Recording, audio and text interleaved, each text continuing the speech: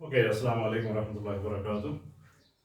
आज हम centre of mass के बारे में नया टॉपिक देख रहे हैं, Newton second law. Newton second law अभी तक हमने पॉइंट पार्टिकल के लिए देखा है कि net force is equal mass into acceleration, या फिर net force is equal rate of change of momentum with respect to time, which is more fundamental basically. यहां पर हमारे पास अब सिस्टम है। मैंने डायग्राम पहले ही ड्रॉ की है। मैंने 4 पार्टिकल्स दिखाए सिस्टम में, m1 m2 m3 और m4। अब centre of mass somewhere here. अब इस पूरे सिस्टम के लिए न्यूटन सेकंड लॉ जो है वो क्या दिखेगा, वो हमें चाहिए। m1 पे बहुत सारे फोर्सेस हैं, m2 पे भी बहुत सारे फोर्सेस हैं, m3 पे भी बहुत सारे फोर्सेस हैं, m4 पे भी बहुत सारे फोर्सेस हैं।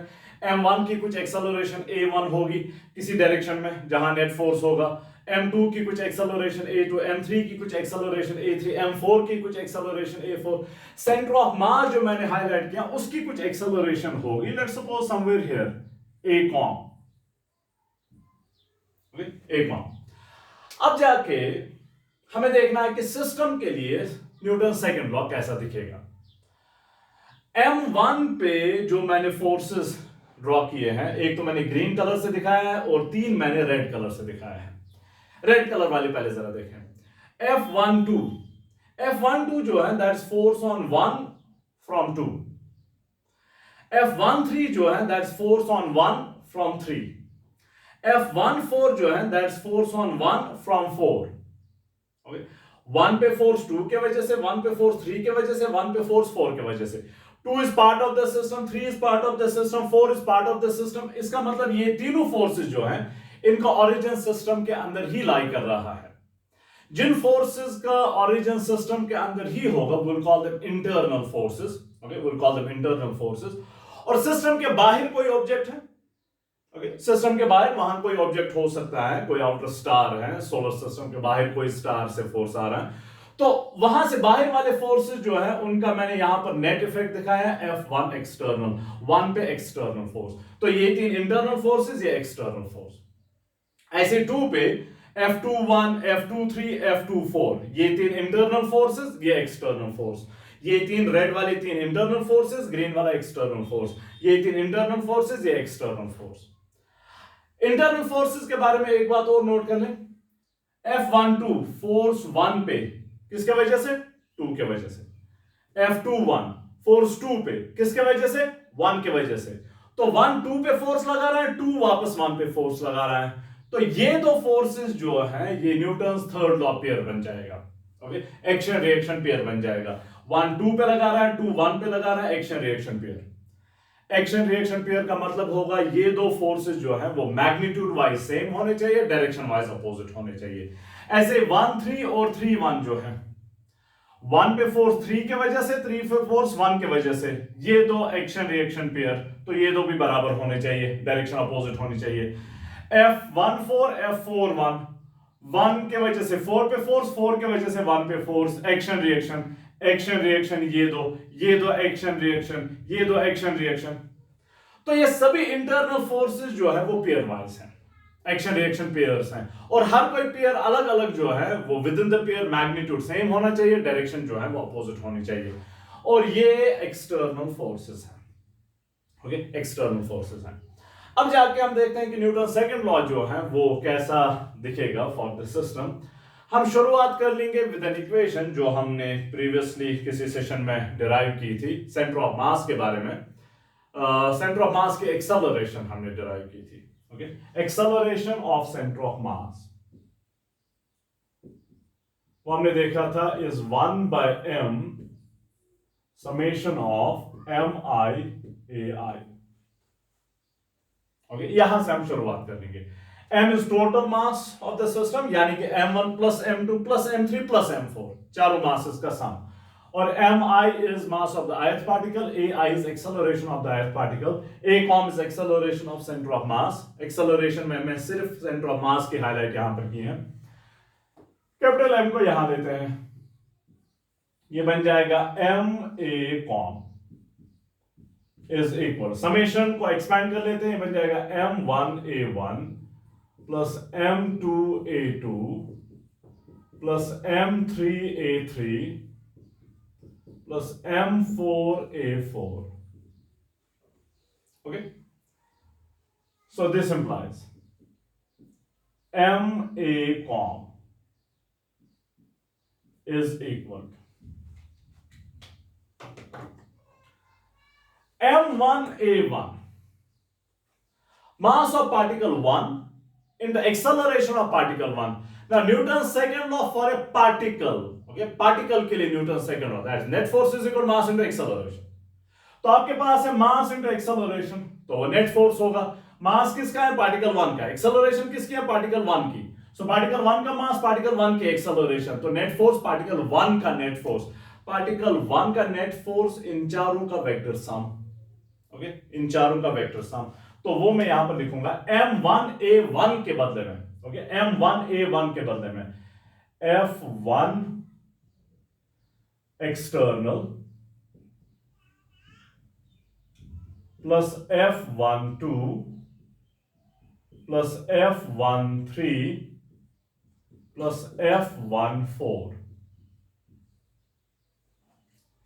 M1A1 के बदले में, ओके, M1A1 के बदले में मास of particle 1 into acceleration of particle 1 is net force on particle 1. और नेट फोर्स ऑन पार्टिकल 1 जो है वो इन चार फोर्सेस का सम है. F1 external plus F12 plus F13 plus F14, इन चार का vector sum.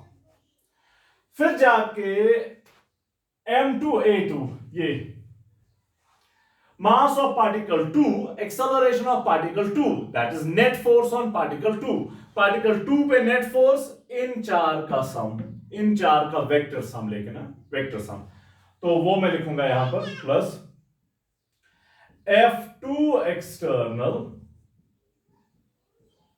Plus F21 plus F23 plus F24. Okay, ये चार. फिर जाके M3A3, ये रहा M3 mass of 3, acceleration of 3 is net force on 3. और नेट फोर्स ऑन 3 क्या है? इन चार का वेक्टर सम. ओके, इन चार का वेक्टर सम, इसका और इसका, वो मैं लिखता हूं. सो प्लस F3 एक्सटर्नल ये वाला plus F31 plus F32 plus F34 vector sum. So plus F31 plus F32 plus F34, आगे चार. फिर जाके we have one more M4A4.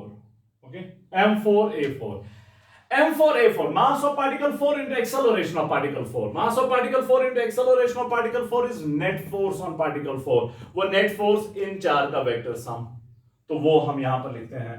So plus F4 external, okay, F4 external ये रहा, plus F41 plus F42 plus F43. So plus F41 plus F42 plus F43, आगे चार. सो MA is equal to ये सभी फोर्सेस जो हैं उनका वेक्टर सम आ रहा है, ये वाला पहले वाला bracket net force on particle 1, mass of particle 1 into acceleration of particle 1. दूसरे वाले ब्रैकेट में is net force on particle 2, mass of particle 2 into acceleration of particle 2. तीसरे ब्रैकेट में net force on particle 3 which is mass of particle 3 into acceleration of particle 3. Next one में net force on particle 4 पे net force, that is mass of particle 4 into acceleration of particle 4. Okay, so हमने यहां पर क्या किया? Newton second law use किया for a point particle, for a point. Remember हमें achieve क्या करना है? हमें पहुंचना कहां पर है? Newton second law for the system. तो सिस्टम के लिए न्यूटन सेकंड लॉ पे पहुंचने के लिए हमने न्यूटन सेकंड लॉ यूज किया for a point particle. M1 के लिए अलग से, M2 के लिए अलग से, M3 के लिए अलग से और M4 के लिए अलग से. अब जरा यहां पर देखते हैं कि कुछ फोर्सेस जो है वो कैंसिल आउट तो नहीं होंगे. F12 और F21 एक्शन रिएक्शन पेयर, 1 2 पे फोर्स लगा रहा है, 2 1 पे फोर्स लगा रहा है, F1 2 और F2 1, force on 1 due to 2, force on 2 due to 1। तो एक्शन और रिएक्शन अगर है तो मैग्नीट्यूड वाइज सेम है, डायरेक्शन वाइज अपोजिट है, मैग्नीट्यूड सेम, डायरेक्शन से अपोजिट, तो अगर आप उनका वेक्टर सम कर लेंगे will cancel out. Okay, will cancel out. So F12 और F21 will cancel out. F12 और F21 विल कैंसिल आउट। ऐसे F13 और F31, F13 और F31 एक्शन रिएक्शन, 3 जो है वो 1 पे फोर्स लगा रहा है F13, 1 जो है वो वापस 3 पे फोर्स लगा रहा है F31, force on 1 due to 3, force on 3 due to 1। So action और reaction pair equal in magnitude, opposite in direction, so they will also cancel out. Magnitude wise same, direction wise opposite. ऐसे F14 F41 action reaction pair, F14 F41 action reaction pair, ऐसे F23 और F32 action reaction pair, ऐसे F24 और F42 action reaction pair, F34 और F43 action reaction pair। तो सभी action reaction pair जो है वो cancel out हो रहे हैं। Now, some of you may think कि आपने तो Newton second law of motion, Newton laws of motion वाले चैप्टर में कहा था कि एक्शन और reaction do not cancel out. Okay, action और reaction do not cancel out, क्योंकि एक्शन एक बॉडी पे है, रिएक्शन दूसरी बॉडी पे है, सो वो कैंसिल आउट नहीं हो सकते हैं। लेकिन याद करें, मैंने वहां पर एक्सप्लिसिटली कहा था, ओके, क्लास में मैंने कहा था, उस टाइम हमारी क्लासेस हुआ करती थी सेंटर पे, तो क्लास में मैंने कहा था, अगर आपको याद हो, कि अगर आप सिंगल पार्टिकल को स्टडी कर रहे हैं, सिंगल पार्टिकल को स्टडी कर रहे हैं, तो एक्शन रिएक्शन कैंसिल आउट नहीं होगा। यहां पर अगर आप खाली M1 को स्टडी कर रहे हैं, खाली M1 को अगर आप स्टडी कर रहे हैं, तो आपके पास सिर्फ ये 4 फोर्सेस होंगे।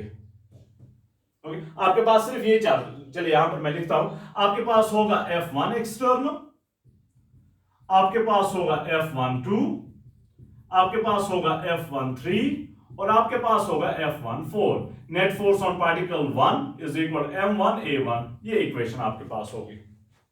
अगर आप खाली पार्टिकल 1 को कंसिडर कर रहे हैं तो, ओके, खाली पार्टिकल 1 को, न्यूटन्स लॉज ऑफ मोशन वाले चैप्टर में वैसा ही होता था, आप सिर्फ एक ऑब्जेक्ट को स्टडी कर रहे थे। तो पार्टिकल 1 को खाली अगर आप कंसिडर कर रहे हैं तो ये 4 फोर्सेस हैं, F1 external, F12, F13, F14। अब देखें जरा, F12 का रिएक्शन फोर्स कहां है, उसका पेयर कहां है, दैट इज F21। F21 आपकी इक्वेशन में नहीं है, सिर्फ आपकी इक्वेशन में F1। तो अगर आप इसको एक्शन कहते हैं, इसको रिएक्शन कहते हैं, आपकी इक्वेशन में खाली एक्शन है F12, रिएक्शन है ही नहीं, तो कैंसिल किसके साथ होगा? आपकी इक्वेशन में खाली F13 है, उसका रिएक्शन वाला पेयर F31 है। अगर ये एक्शन है, ये रिएक्शन है, आपकी इक्वेशन में खाली एक्शन है, रिएक्शन है ही नहीं, रिएक्शन किसी और पार्टिकल पे है और वो पार्टिकल आपने कंसीडर ही नहीं किया है, तो F13 F31 से कैसे कैंसिल होगा जब F31 है ही नहीं? F14 F41 के साथ कैंसिल कैसे होगा जब F14 है, F41 है ही नहीं? तो अगर आप एक ऑब्जेक्ट को कंसीडर कर रहे हैं तो ऑब्वियसली रिएक्शन वाला फोर्स जो किसी और ऑब्जेक्ट पे है, ओके, दूसरे ऑब्जेक्ट पे है, वो आपकी स्टडी में कहीं आ ही नहीं रहा है, तो कैंसिल कैसे होगा? ओके, कैंसिल कैसे होगा? लेकिन यहां पर, और मैंने वहां पर एक्सप्लिसिटली ये बात कही थी कि अगर आपका सिस्टम है, ओके, सिस्टम में आपके इक्वेशन में एक्शन भी आएगा और रिएक्शन भी आएगा, तो they will cancel out. Okay, जैसे कि यहां पर हुआ, एक्शन और रिएक्शन कैंसिल, F12 और F21 दोनों है, एक्शन भी है रिएक्शन भी है, तो वो कैंसिल आउट हो रहा है। F13 और F31 एक्शन भी है रिएक्शन भी है, they will cancel out. F14 F41 action भी है रिएक्शन भी है, दे विल कैंसिल आउट। हाँ, लेकिन यहां पर भी एक बात देख रहे हैं, F1 एक्सटर्नल बाहर से कहीं आ रहा है, वो कैंसिल आउट नहीं हो रहा है। सपोज ये कहीं, सपोज ये सन है, M1 सन है, और यहां पर कहीं अल्फा सेंचुरी है, अल्फा सेंचुरी स्टार है, तो ये एक्सटर्नल फोर्स अल्फा सेंचुरी से आ रहा है, तो ये अगर एक्शन है, इसका रिएक्शन यहां पर होगा, अल्फा सेंचुरी पे होगा। Alpha century exerts force on M1, M1 exerts back force on alpha century, action reaction. अब यहां पर अल्फा सेंचुरी आपके सिस्टम का पार्ट नहीं है, आपके सिस्टम में सिर्फ ये 4 है, अल्फा सेंचुरी आपके सिस्टम का पार्ट नहीं है, तो आपकी इक्वेशन में आपकी इक्वेशन में F1 एक्सटर्नल का रिएक्शन फोर्स जो है वो नहीं है। अगर नहीं है तो कैंसिल आउट किसके साथ होगा? ओके, सो वहां पर मैंने जो न्यूटन्स लॉज ऑफ मोशन पढ़ाने के दौरान ये बात एक्सप्लिसिटली कही थी कि अगर आपका ऑब्जेक्ट एक ऑब्जेक्ट है तो आपके पास सिर्फ एक्शन होगा, रिएक्शन कहीं और है तो वो कैंसिल आउट कैसे होगा? किसी और ऑब्जेक्ट पे है, वो कोई और ऑब्जेक्ट आपकी स्टडी का पार्ट नहीं है तो कैंसिल आउट नहीं होंगे। सपोज ये दो ऑब्जेक्ट्स हैं, particle 1 particle 2, particle 1 exerts force on particle 2, particle 2 exerts force on particle 1, तो एक दूसरे की वजह से फोर्सेस है। लेकिन आपकी स्टडी में खाली पार्टिकल 1 है तो खाली इस वाला फोर्स, ये वाला फोर्स जो होगा वो आपकी स्टडी में आएगा, रिएक्शन वाला फोर्स तो है ही नहीं कहीं। लेकिन अगर दोनों आपकी स्टडी में है तो आपके एक्शन भी आएगा आपकी इक्वेशन में, रिएक्शन भी आएगा, तब जाके वो कैंसिल आउट होंगे, जैसे कि हमने यहां पर देख लिया। Is that fine? सो ये बात वहां पर भी हमने हाईलाइट की थी और यहां पर फिर से हाईलाइट हो रही है। तो एक्शन और रिएक्शन अगर आप एक ही बॉडी को कंसिडर कर रहे हैं तब कैंसिल आउट नहीं होंगे, लेकिन एक्शन और रिएक्शन में अगर आप दोनों बॉडीज कंसिडर कर रहे हैं तब ऑब्वियसली कैंसिल आउट हो रहे हैं। चलिए यहां अब देखते हैं कि क्या बच गया। Now we have M ACOM is equal to, अब फोर्सेस में से क्या क्या बच गया? F1 एक्सटर्नल बच गया,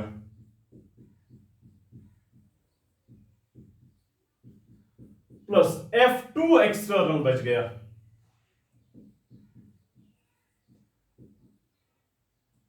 प्लस F3 एक्सटर्नल बच गया, ये रहा, और F4 एक्सटर्नल बच गया।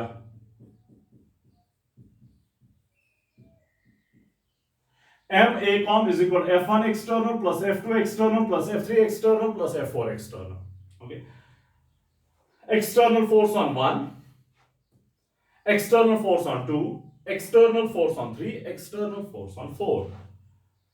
So isn't this vector sum of all the external forces acting on the system? पूरे सिस्टम पे जितने भी एक्सटर्नल फोर्सेस हैं, चार यहां पर हमने दिखाए हैं, F1 external, F3 external, F4 external, F2 external, ये उन चारों का वेक्टर सम है। सो सभी वेक्टर फोर्सेस जो सिस्टम पे हैं उन सभी वेक्टर फोर्सेस का सम है। तो isn't a total external force net external force on the system? So I'll write it this way, or M ACOM is equal to net external force on the system. Okay, net external force on the system, या फिर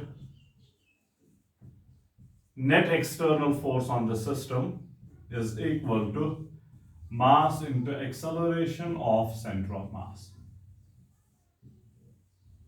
So जब आप पूरे system की बात कर लेंगे, okay, जब आप पूरे सिस्टम की बात कर लेंगे सिर्फ एक्सटर्नल फोर्सेस काउंट होंगे, इंटरनल फोर्सेस जो हैं दे कैंसिल आउट, तो इंटरनल फोर्सेस का ओवरऑल मोशन में, रिमेंबर इस चैप्टर में हम सिस्टम की ओवरऑल मोशन को स्टडी करना चाहते हैं, ओवरऑल मोशन में इंटरनल फोर्सेस का कोई रोल नहीं है। सोलर सिस्टम में इंटरनल फोर्सेस प्रेजेंट है, अर्थ जो है वो सन से फोर्स एक्सपीरियंस कर रहा है, इंटरनल फोर्स है, वो अर्थ की मोशन को डिसाइड करता है कि कैसी होगी। अर्थ की वजह से मून पे फोर्स आ रहा है, इंटरनल फोर्स है, वो मून की मोशन को डिसाइड करता है। ओके, ऐसे सन की वजह से जुपिटर पे फोर्स है, वो जुपिटर की मोशन को डिसाइड करता है। लेकिन ओवरऑल पूरे सोलर सिस्टम की मोशन कैसी होगी, उसमें इन इंटरनल फोर्सेस का कोई रोल नहीं होगा। विद इन द सिस्टम कैसी मोशन होगी, सन के इर्द गिर्द प्लैनेट्स घूम रहे हैं, किसी प्लैनेट के इर्द गिर्द मून घूम रहा है, जुपिटर के इर्द गिर्द बहुत सारे मून्स हैं तो वो उसके इर्द गिर्द घूम रहे हैं, एस्ट्रॉइड्स घूम रहे हैं, वो विद इन द सिस्टम कैसी मोशन है प्लैनेट्स की, मून्स की, एस्ट्रॉइड्स की, that is decided by the internal forces. Okay, that is decided by the internal forces. Of course, M1 कैसे मूव कर लेगा, उसमें F12 का रोल होगा, F13 का रोल होगा, F14 का रोल होगा, F1 एक्सटर्नल का रोल होगा। M1 की मोशन कैसे होगी, that depends on the net force on particle 1. Net force on particle 1 इन सब पे डिपेंड करता है, तो उसमें इंटरनल फोर्सेस भी आ रहे हैं।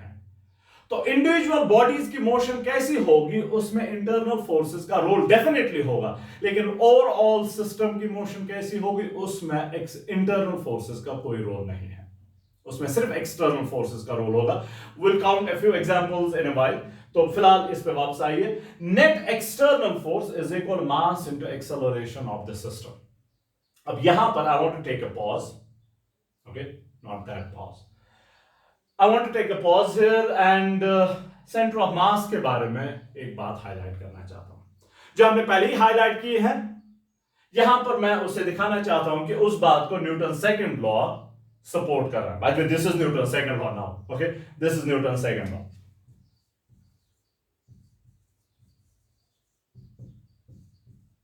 Newton second law.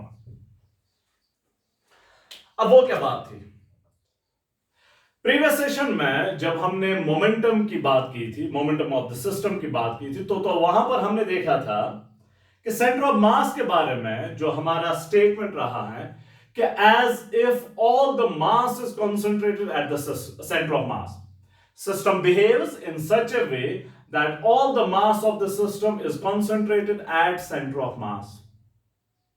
तो वह हमने देखा था मोमेंटम वाला जो स्टेटमेंट है, जो हमने सिस्टम ऑफ पार्टिकल्स के लिए मोमेंटम देखा था प्रीवियस सेशन में, तो वहां पर हमने देखा था कि वो उस स्टेटमेंट को सपोर्ट कर रहा है।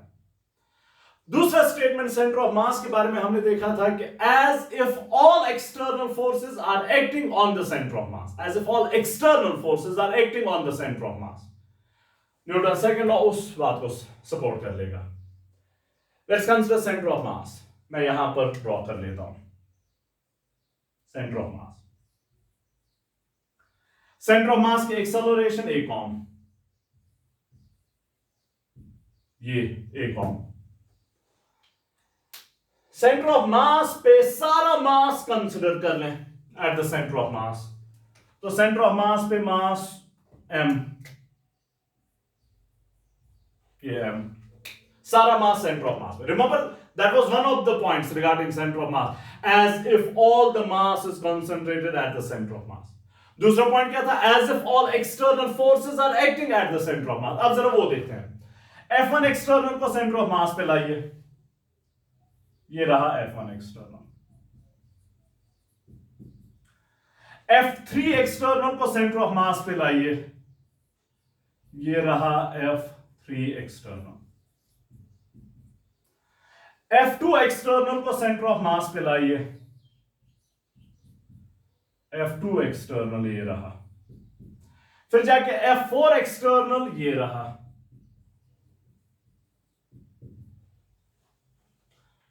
अब जरा देखें, अगर आपने पूरे सिस्टम का मास सेंटर ऑफ मास पे कंसंट्रेट करा दिया, as if all the mass is concentrated at centre of mass, तो ये पॉइंट पार्टिकल बन गया जिसका मास कैपिटल M है, जिसके एक्सेलरेशन a कॉम है। Centre of mass he move कर रहा है ना विद a कॉम। तो पॉइंट, जब आपने एज्यूम किया कि सारा मास जो है वो सेंटर ऑफ मास पे है, सेंटर ऑफ मास पे है, तो वो पॉइंट पार्टिकल बन गया जिसका मास कैपिटल M है, जिसके एक्सेलरेशन a कॉम है, और जिस पे ये सारे फोर्सेस एक्ट कर रहे हैं। अब अगर ये पॉइंट पार्टिकल बन गया, तो Newton second law for the point particle, net force is equal mass into acceleration. Net force ये इन चार का सम, वही चार है। Net force is equal mass capital M, mass into acceleration a com. So net force is equal mass into acceleration, वही यहां से भी मिल रहा है। सो अगर आप पूरे सिस्टम को इमेजिन कर लेंगे to be concentrated at centre of mass, तो ये पॉइंट पार्टिकल बन गया। फिर अगर आप एज्यूम कर लेंगे कि as if all external forces are acting at the centre of mass, जो आपने यहां पर कर दिया, तो Newton second law for the point particle exactly same बन रहा है जो आपने सिस्टम के लिए यूज किया। तो Newton second law for the system of particles become same as Newton second law for the point particle. So Newton second law जो है वो इस स्टेटमेंट को सपोर्ट कर रहा है कि as if all the forces are acting at the centre of mass, as if all mass is concentrated at the center of mass. Okay. Now coming back to Newton's second law, F net is equal to mass into acceleration.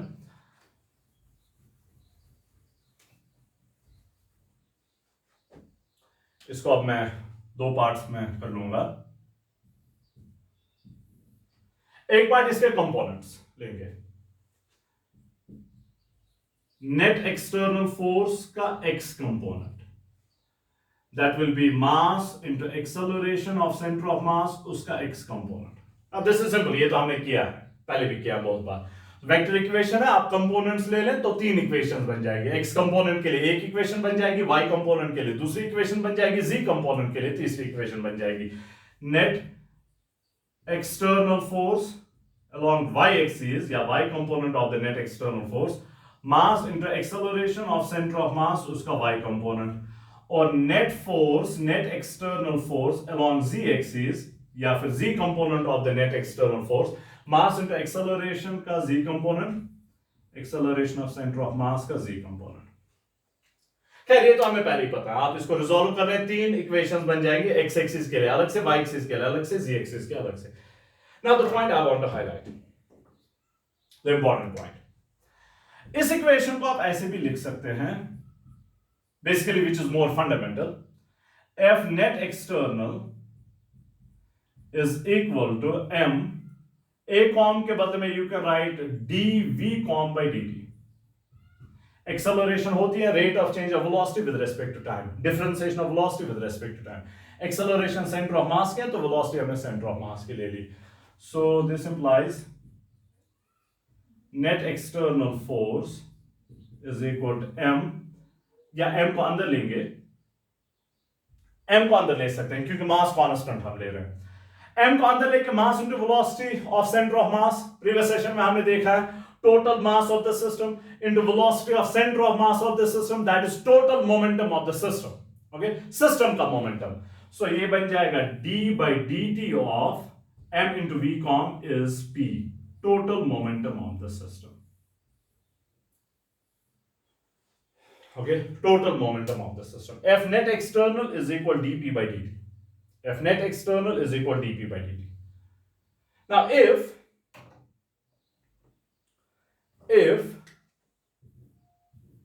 अब ये जो Newton second law दूसरे form में है कि net force is equal rate of change of momentum, ये वही है।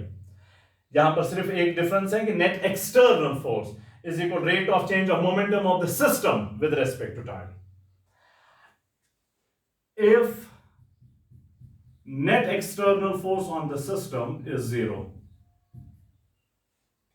नेट एक्सटर्नल फोर्स जीरो होगा तो momentum of the system is constant.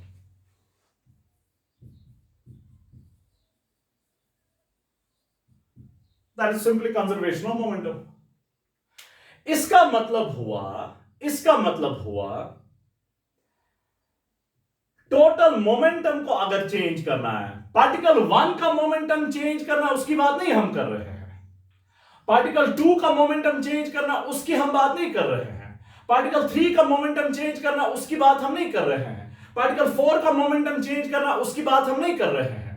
Total system का मोमेंटम अगर चेंज करना है, you need external force.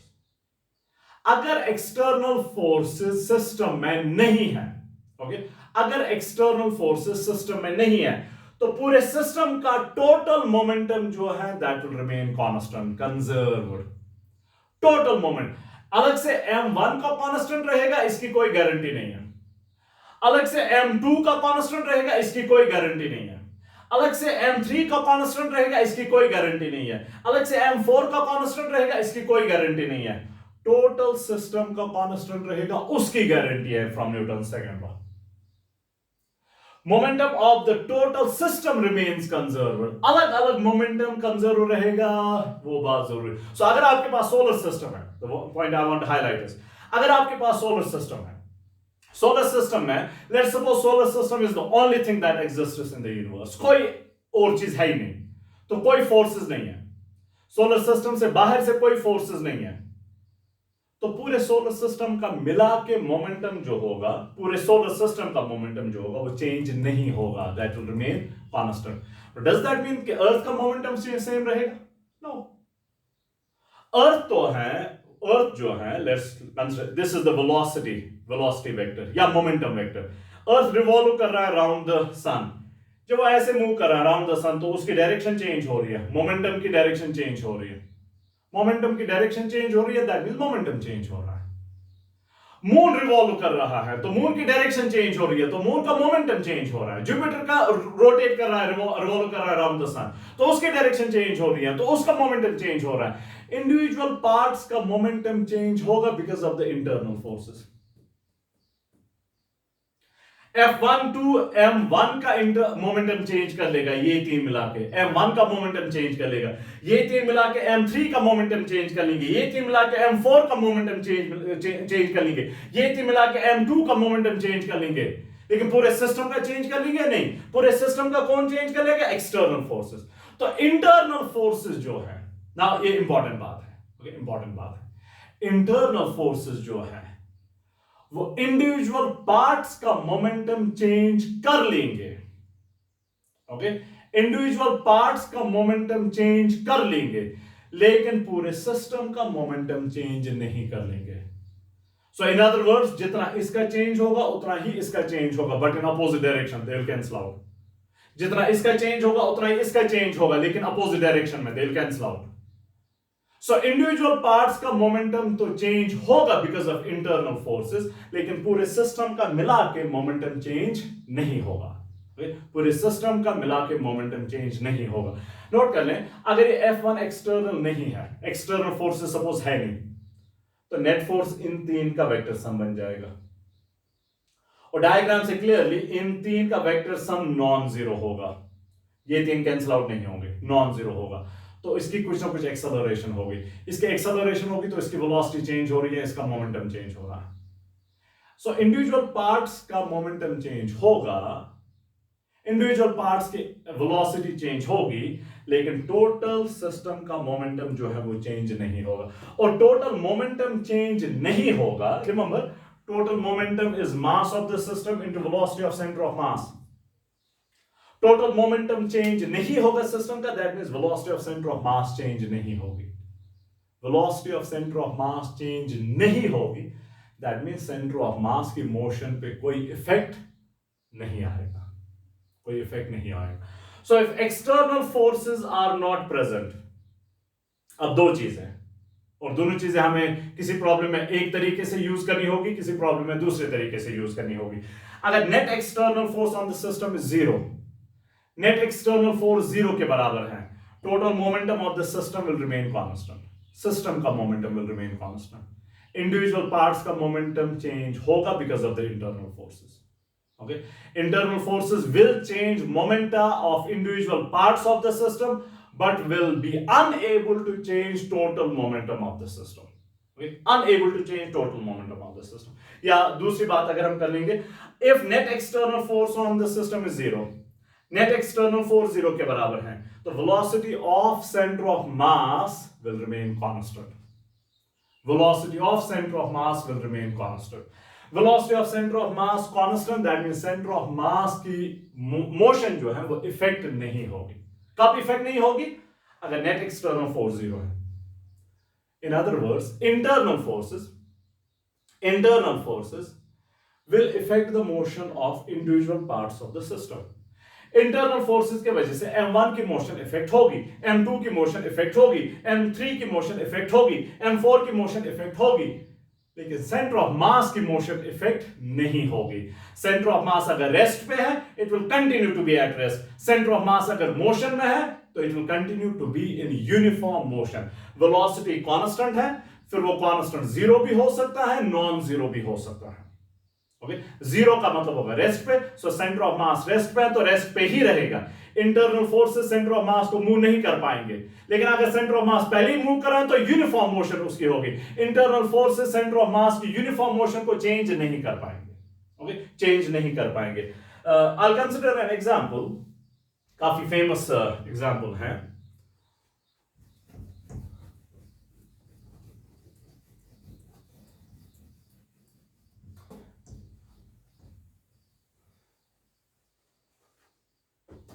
Universe में एक काफी कॉमन सिस्टम है binary stars, okay. Binary stars, binary stars में क्या है? You have a system of two stars. फिर सपोज यहां पर एक स्टार है, यहां पर दूसरा स्टार है। M1, M2. Usually binary stars में क्या होता है, the smaller one is heavier, usually smaller one is heavier, क्योंकि या तो वो ब्लैक होल होता है या वाइट डिवार्फ होता है या न्यूट्रॉन स्टार होता है, तो वो काफी कंडेंस हुआ होता है, ओके काफी कंडेंस हुआ होता है। So usually the smaller one is the heavier one. So M2 यहां पर हैवियर है, M2 हैवियर है तो सेंटर ऑफ मास M2 के नजदीक है, ये सेंटर ऑफ मास। अब इनमें म्यूचुअल फोर्स, ग्रेविटेशनल फोर्स हमें पता है F12 और F21, ये forces towards each other attractive forces हैं। लेट्स सपोज और कुछ नहीं है यूनिवर्स में, सिर्फ ये दो स्टार्स हैं, बाइनरी स्टार का सिस्टम है, तो कोई एक्सटर्नल फोर्सेस नहीं है, एंड लेट्स अज्यूम कि centre of mass is at rest. Okay, let's assume center of mass is at rest. Yeah, let's observe from the center of mass, relative to the center of mass.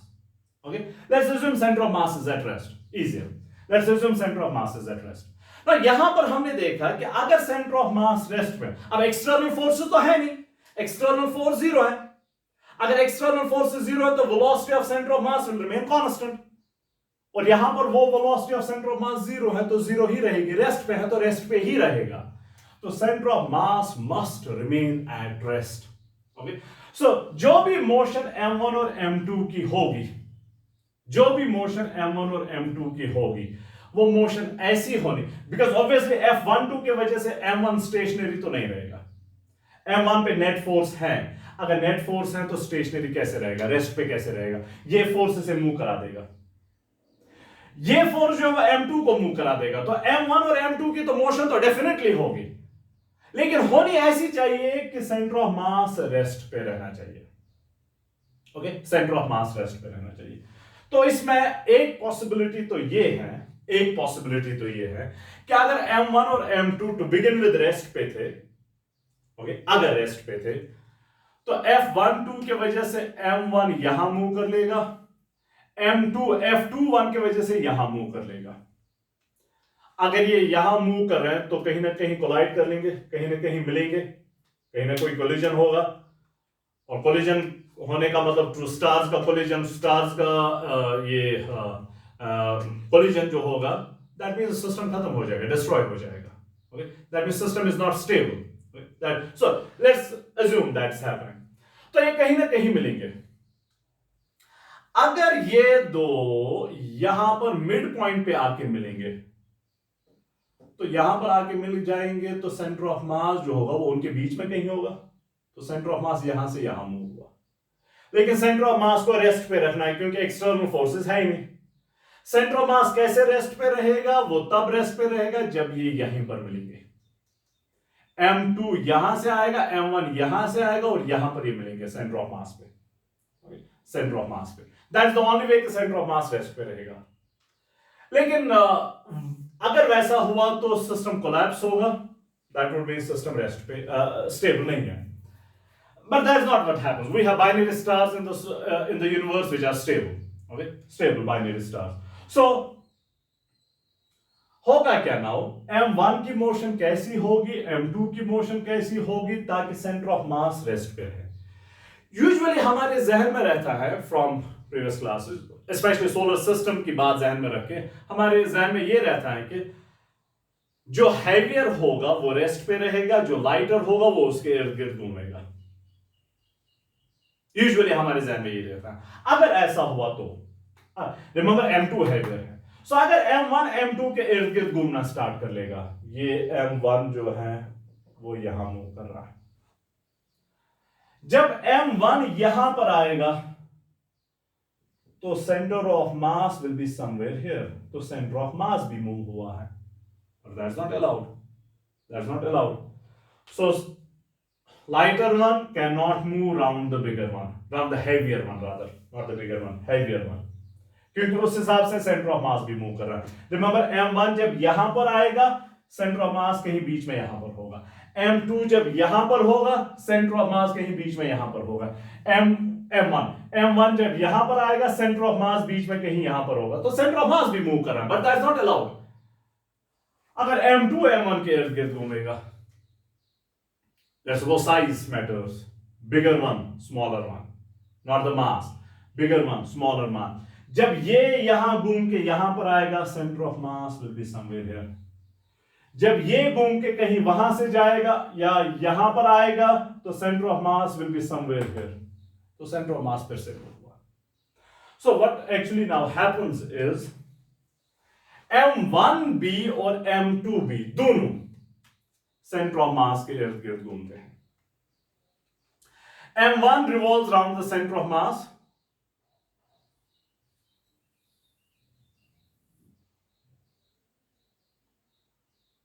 somewhat like this, with center of mass at the center. और m2 जो है वो भी centre of mass के इर्द गिर्द move कर लेगा with center of mass at the center.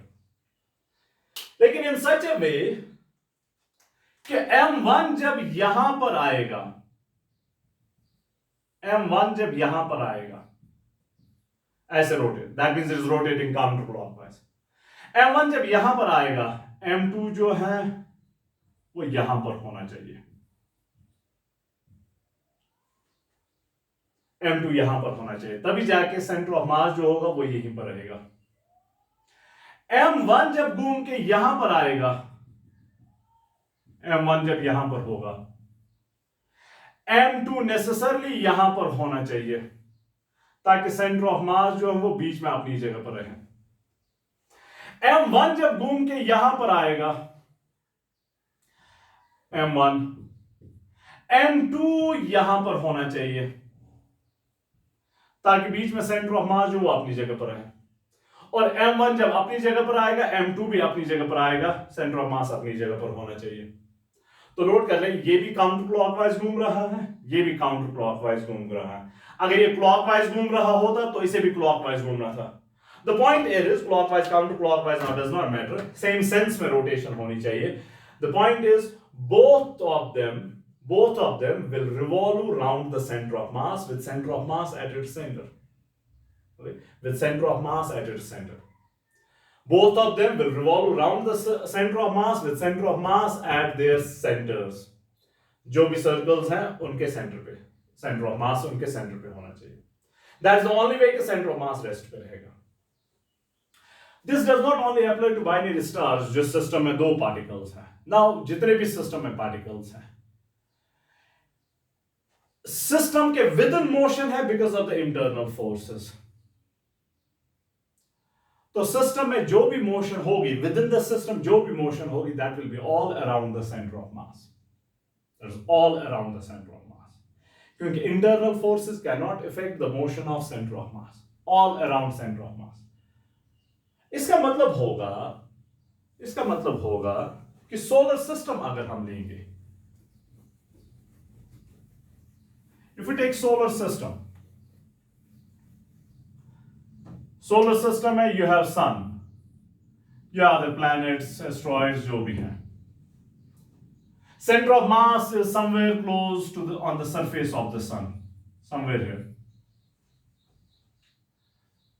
When we say in solar system that everything revolves around the sun, हमारे ज़हन में आता है round the centre of the sun with sun stationary. लेकिन हमारे इस आर्गुमेंट के हिसाब से that should not happen. Everything should revolve around the centre of mass of the solar system, including the sun. Planets, asteroids, moons, they should revolve around the center of mass of the solar system, including the sun. अगर ऐसा होता कि centre of mass sun के centre पे है, ओके, centre of mass sun के centre पे है, तब तो ठीक है, everything is revolving around the sun and sun is stationary, या at the most sun is revolving around its own axis, around its own centre. लेकिन सेंटर ऑफ मास के इर्द गिर्द घूमने का मतलब होगा कि सन यहां पर है, कुछ देर के बाद वो ऐसे यहां पर होगा, कुछ देर के बाद यहां पर होगा, कुछ देर के बाद यहां पर होगा, कुछ देर के बाद यहां पर होगा. Okay, so it should go like this. Now this thing was already always known to scientists, to physicists, कि this thing should happen, this thing should happen. The only thing was कि हमारे पास ऐसे इंस्ट्रूमेंट्स नहीं थे कि हम सन की ये मोशन जो है वो देख सकें. But with latest technology recently, it has been discovered कि sun जो है that moves like this. This is called wobbling of sun. Okay, wobbling of sun. Sun does wobble. So everything in the solar system is not going around the center of the sun. Rather, everything is going around the center of mass of the solar system. Center of mass of the solar system. Even the sun. Even the sun. Sun की वो motion जो है that's called a wobbling of the sun. Okay, that's what. So system के अंदर internal forces के वजह से जो भी motion होगी that will be always around the center of mass. Okay, internal forces के वजह से center of mass की motion effect नहीं होगी. Individual parts की motion effect होगी, लेकिन center of mass की motion जो है वो कभी effect नहीं होगी because of the internal forces. Okay, because of the internal forces. Is that fine? This is very important. This is very important. Total internal forces will affect the motion of individual parts of the system. Okay, will affect the motion of individual parts of the system, but will not affect the motion of center of mass. दूसरी बात, अगर external forces नहीं है, total momentum will remain conserved. या in other words, internal forces will change momentum of individual parts of the system, लेकिन total momentum change नहीं होगा. So individual parts का change होगा in such a way कि total remains same. Motion is in such a way कि m1 की motion है, m2 की motion है, in such a way कि center of mass remains at rest. वैसे यहाँ पर individual bodies का momentum जो है वो change होगा, लेकिन in such a way कि total momentum remains constant. ना इसमें काफी सारी एक्सरसाइज आती है based on conservation of momentum. उसमें छोटी सी एग्जांपल मैं कोट कर लूंगा. Suppose you have some object here with centre of mass somewhere here, it explodes. कोई बॉम्ब है, it explodes. Now let's not talk about the bomb. कोई object है, इट एक्सप्लोड्स. ओके, कोई ऑब्जेक्ट है, it explodes. Explosion में suppose इसके दो parts हो गए, पार्ट 1, पार्ट 2. अब ये दो पार्ट जो है एक दूसरे पे फोर्स लगा देंगे. पार्ट 1 जो है वो पार्ट 2 पे फोर्स लगा देगा. Let's suppose in this direction, force on 2 due to 1. Part 1 इस डायरेक्शन में फोर्स एक्सपीरियंस करेगा, फोर्स ऑन 1 ड्यू टू 2. तो पार्ट 2 पे जो फोर्स आ गया एक्सप्लोजन के दौरान, वो पार्ट 1 को यहां मूव करा देगा. पार्ट 2 पे जो फोर्स आएगा वो पार्ट 2 को यहां मूव करा देगा. लेकिन एक्सप्लोजन से पहले जब ये दो पार्ट्स कंबाइंड थे, तो body was at rest, meaning momentum was 0. Explosion में कौन से फोर्सेस इन्वॉल्व है? Internal forces. आप हथौड़ा लेके नहीं गए और इसको मार दिया और ये एक्सप्लोड हो गया. नहीं, इंटरनल फोर्सेस की वजह से एक्सप्लोड हो गया. और internal forces total momentum change नहीं कर सकता है. इंडिविजुअल पार्ट्स का तो चेंज कर लेगा, लेकिन टोटल मोमेंटम चेंज नहीं कर लेगा. सो F21 जो है वो पार्ट 2 का मोमेंटम तो चेंज कर लेगा. F12 जो है वो पार्ट 1 का मोमेंटम तो चेंज कर लेगा, लेकिन इन सच अ वे कि total momentum must continue to be 0. That simply means कि जितना मोमेंटम इसका होगा P प्राइम पार्ट 2 का, उतना ही मोमेंटम पार्ट 1 का होना चाहिए P प्राइम, लेकिन इन अपोजिट डायरेक्शंस. So, इसका भी कुछ मोमेंटम आ गया, इसका भी कुछ मोमेंटम आ गया. Same in magnitude, opposite in direction. They will cancel out, so net momentum 0. That's what we have studied. Recoil of the gun. जब फायर किया जाता है गन से, gun moves backward. Recoil of the gun. That's again because of the same thing. Fire करने में जो अंदर से बुलेट बाहर आती है, that's all because of internal forces. Okay, that's all because of internal forces. Internal forces के वजह से बुलेट का मोमेंटम चेंज होगा. That's why bullet moves. Gun का मोमेंटम चेंज होगा, that's why gun moves backward. लेकिन in such a way कि total momentum remains constant. So if this is a bullet coming out with some momentum, gun जो है वो backward direction में जानी चाहिए with same momentum. तभी जाके दो का momentum cancel out होगा और total momentum will continue to be 0. Okay? So internal forces के वजह से individual parts का momentum change होगा, लेकिन in such a way कि total momentum remains conserved. Okay, total momentum remains conserved. Individual forces के वजह से इंडिविजुअल पार्ट्स की इंटरनल फोर्सेस के वजह से इंडिविजुअल पार्ट्स की मोशन इफेक्ट होगी, लेकिन सेंटर ऑफ मास की मोशन पे कोई असर नहीं पड़ेगा। सेंटर ऑफ मास की मोशन पे कहां से इफेक्ट आएगा? From the external forces. Okay, from the external forces. Is that right? Okay, so we'll stop here. In coming sessions, of course, smaller sessions, we'll do some exercises. So that's it.